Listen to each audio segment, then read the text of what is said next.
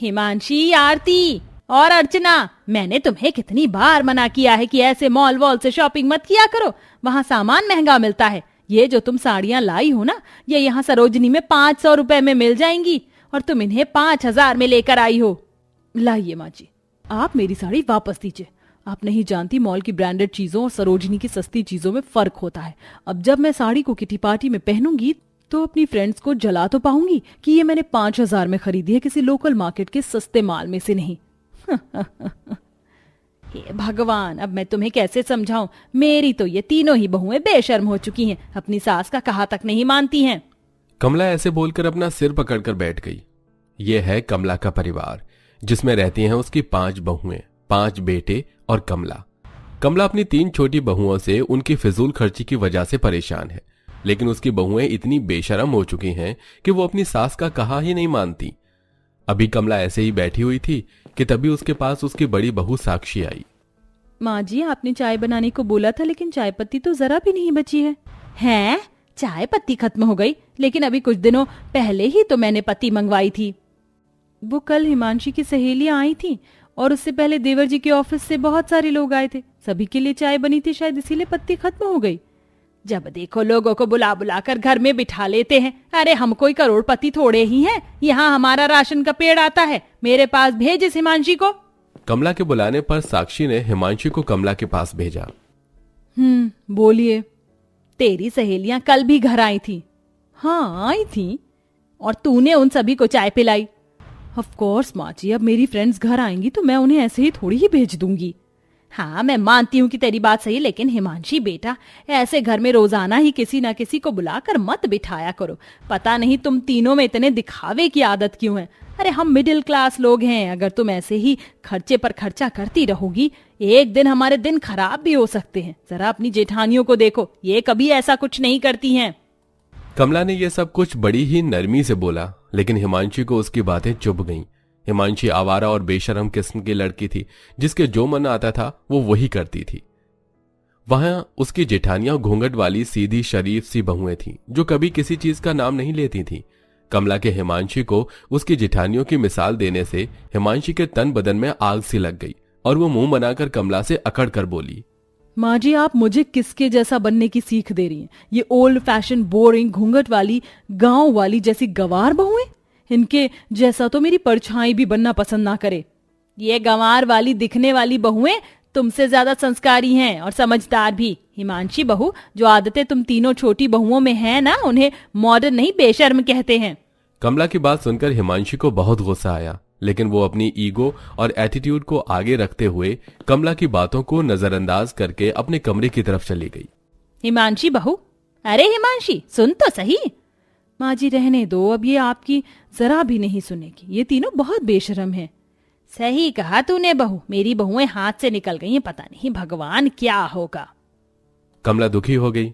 घर के सभी काम उसकी बड़ी घूंघट वाली बहुएं ही संभालती थीं और छोटी बहुएं बस आवारगी और बेशर्मी में ही लगी रहती थीं। अर्चना, हिमांशी और साक्षी, तीनों आ जाओ, खाना तैयार है। आज हम घर में खाना नहीं खाएंगे, हम जा रहे हैं। कहाँ?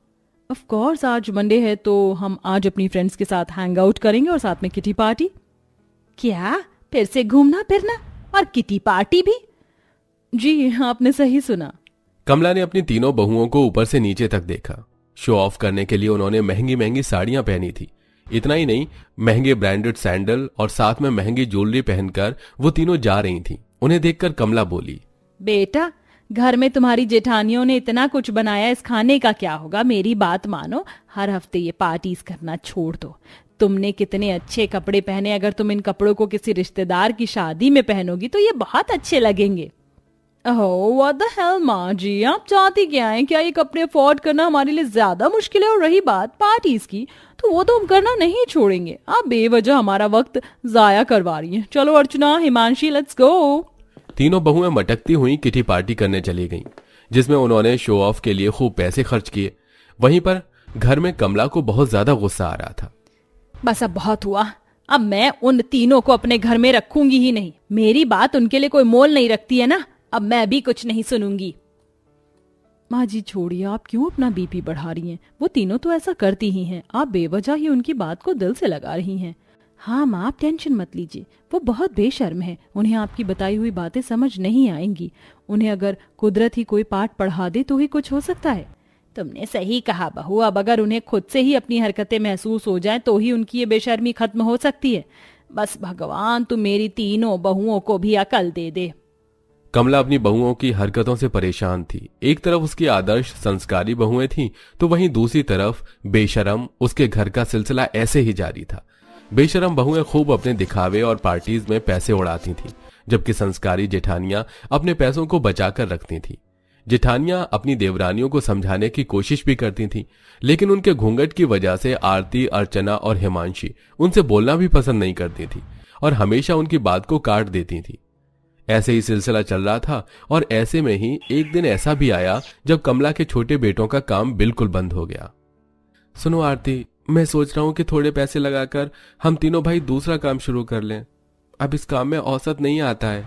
ठीक कहा, आपका काम बंद होने की वजह से अब तो मैं भी बिल्कुल शॉपिंग वगैरह नहीं कर पा रही हूँ। मुझे माफ करना। अभी कुछ टाइम पहले मेरा काम अच्छा चल रहा था, तो तुमने कुछ पैसे तो बचाकर रखे ही होंगे ना? जी क्या, वो पैसे? हाँ, पैसे। नहीं, मेरे पास पैसे नहीं हैं।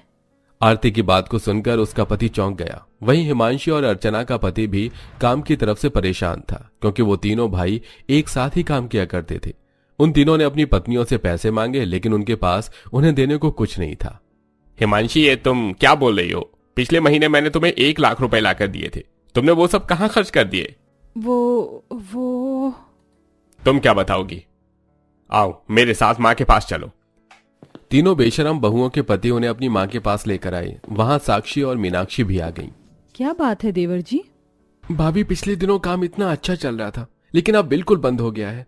मैंने अर्चना से पैसे मांगे, लेकिन ये कहती है कि कोई बचत नहीं है। तो हम जानना चाहते हैं कि हमारे कमाए हुए पैसे कहाँ गए। अच्छा, तो आखिर ये दिन आ ही गया। बेटा, तुम्हारी पत्नियां बेशर्म हैं। मैंने तो इन्हें बहुत रोका कि फिजूल खर्ची मत किया करो, अपनी जेठानियों से थोड़ी सीख लो, लेकिन इन्होंने मेरी एक नहीं सुनी। इन्होंने तुम्हारा कमाया हुआ सब कुछ बस दिखावे और पार्टियों वगैरह में ही खर्च कर डाला। अपनी माँ की बात सुनकर तीनों बेटे अपनी पत्नियों को घूरने लगे। हिमांशी, अर्चना और आरती के मुंह से अब आवाज नहीं निकल रही थी। वो घबरा रही थी कि तभी साक्षी और मीनाक्षी बोली।